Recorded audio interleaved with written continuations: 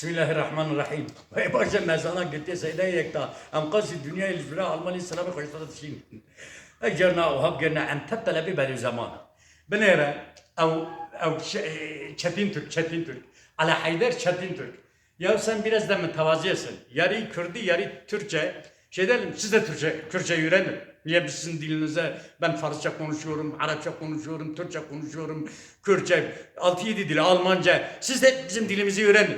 Ya yazık günah değil mi Allah aşkına?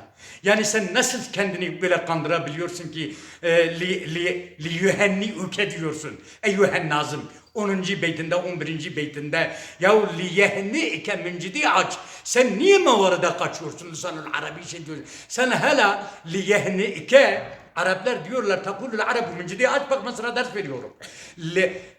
Takulul arabu li yehni ike eyyühel veledu li yesurruke. Yani ya sen hele heni'eni mücerretten tef'il babına götürüyorsun. El-kutuf değildir. El-katuful cevadüllezi ya salkımın ne yeri vardır orada Allah aşkına. Ya ağzında götürüp getiriyorsun, gebeliyorsun. La yuskilul hazza ekreme babında la yeskulu okuyorsun. Tamam haz doğru şey diyorsun sırttır. Yani ne çıkıyor? Necmi Hoca bana yardımcı ol. Tekrar toplu mana verelim. Ağzında gebeliyorsun. Ya böyle zaman olursa senin yüzüne tükürecek ha. Ben profesör gibi. Bak geçen yine bizim Kürtçe heyetinde Molla Said'de sözünü tekrarlıyorum. Bir yalan var ki kıyamete kadar o Molla Said diyor. Onu söyleyenin laneti ebedi onun şahsın üzerine oluyor. Yani Profesör Ahmet Akgündüz'ün çıkıp da utanmadan bir ağaç eline almıştır.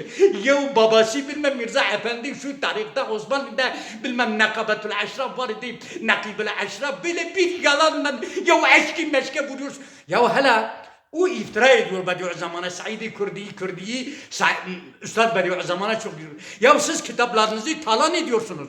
Allah'tan utanmıyor musunuz? Hele bırakalım Bediüzzaman'a iftirası. Sedemele Said'de raddiye yazmış. O başka bir atmosferde raddiyesini sana söyleyecek. Diyarbakır'da bazı hocalar sana raddiye yazmışlar. Mulla Feyzi'ye ben bugün Diyarbakır hocalarda telefonu öğrenirim. Kucaklıyor. Bizim heyetimizde bil ki Kürt medreseleri övmemişlerdir. Hele o zavallı ala Haydar nedir Çetin Türk? Hele o zavallıdır, mütevazidir. Adam diyor ben bilmiyorum Türkçe Necmi Atik okuyor. Herhangi bir sorun nur cemaatler vardır ne bileyim. Yani biz Bediüzzaman'ın Kızıl İcazı'nı okutuyoruz. Biz İşaret-ül Acazi okutuyoruz. Yahu talal etmişsiniz. Allah'tan korkun. Bak ben geçen 9 tane gönderdim YouTube'a.